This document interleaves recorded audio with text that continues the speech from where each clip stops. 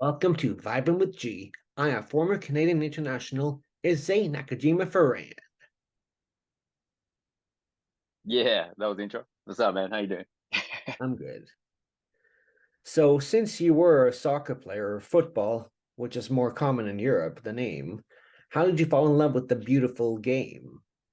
Ah, good question. Um, Mine started in Japan when I was about 8.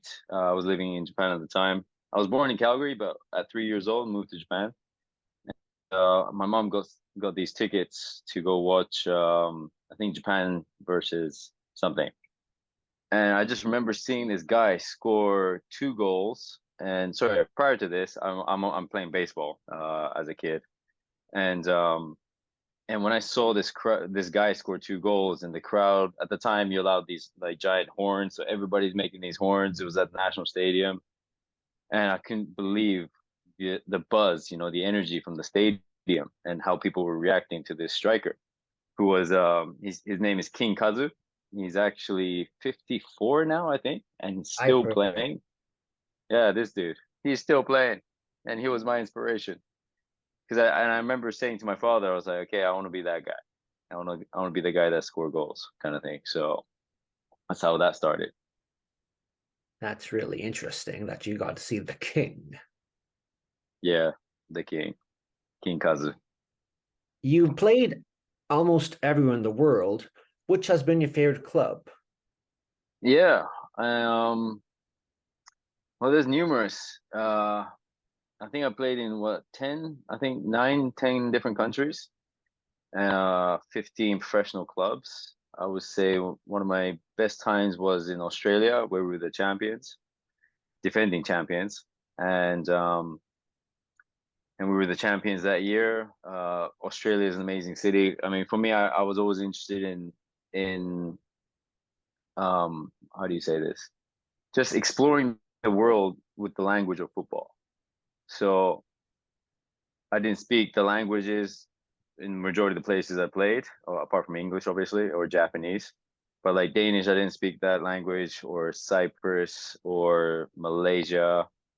Singapore is kind of a cross between English and Chinese, but yeah, the language of football is always the same. So once you understand, obviously that yeah, even if the two guys that the players, even if you can't communicate with them, you can still share the love of the game, and still have a good time playing together. So I was always curious in that with different languages, and see the world that way too. And football gave me the opportunity to see the world and actually live in these countries where I would potentially go on holiday, but I get to be one of the locals for a long time. So I get to see the local spots, really how they live, what the places they go, rather than the tour guide telling you where to go.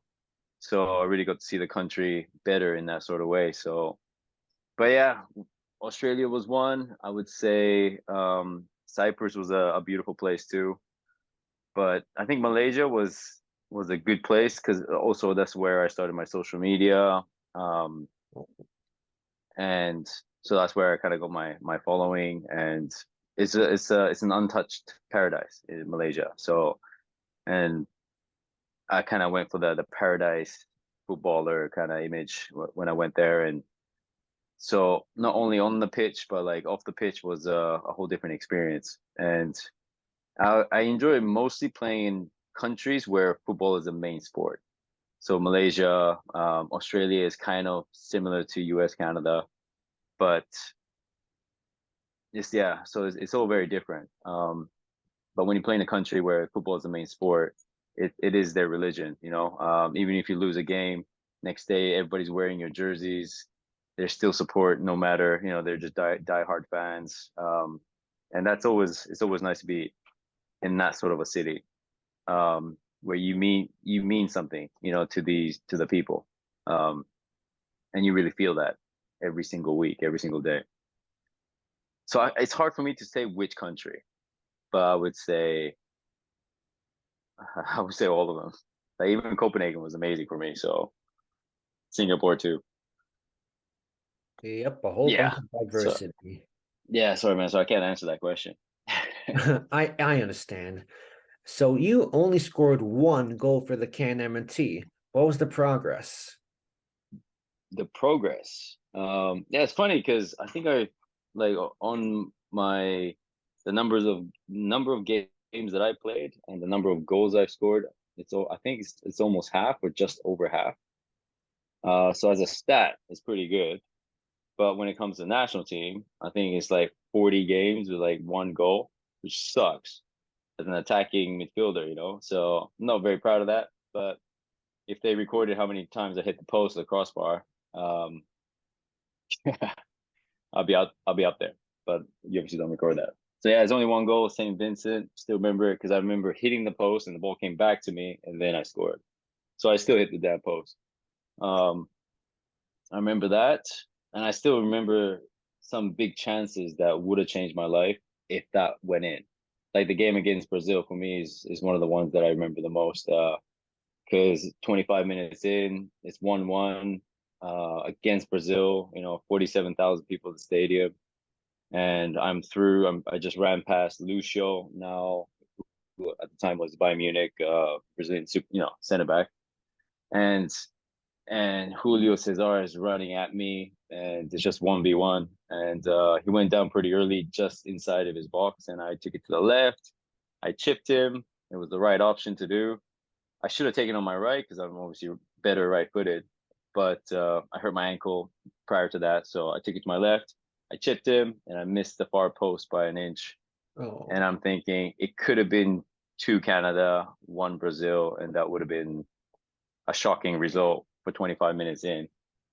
And Stephen Hart, who also visited me in Barcelona recently, also said the same thing that that was a big moment for me. That again, you know, there's all these. I mean, every footballer has that story of what if, you know, yeah. something could have been differently. So, but yeah, that stat is not very good. Yes, Wow, what a story. thanks, man. No problem. Just like me, you're a YouTuber. What kind of videos do you like to post? Um, And I I just started noticed, like, YouTube. sorry, Sorry. sorry. And I just noticed it now. Like when I searched you up on YouTube, I found your YouTube channel. Yeah, I think I went through 3 stages, I guess.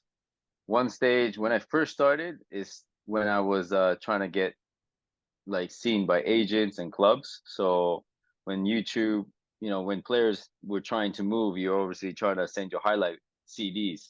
So I was sending to some agents, but when you know the sending CDs and asking them to review your highlights, or if a club wants to see your highlights at that time was still very cumbersome. So I remember that's when I started YouTube, putting all my highlights there to so it was easier to share.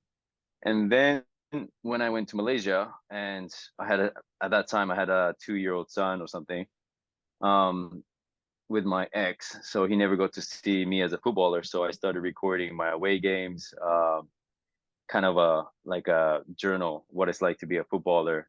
So my son gets to see that at some point in his life when he's curious. He's 10 now, so I was hoping it would be. So that's why I started YouTube, in the places I played, where he would never see that side of me or those countries. So that's what I started that for. And then now it's more about the boat life, living on a boat in Barcelona and what that's like.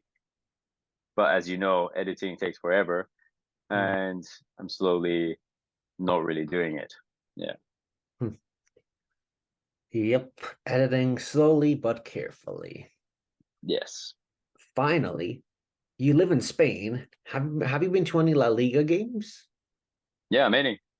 I have a friend that sells tickets, so whenever he can't sell a ticket, he calls me saying, "You want to come catch the game?" And then I'll race over to Camp Nou, watch a Champions League game. I think I've seen maybe 3 Champions League game, maybe 20 La Liga games, Barca games. Um, yeah, Wow. Well, thank you for taking the time to talk to me, Izzy. no problem.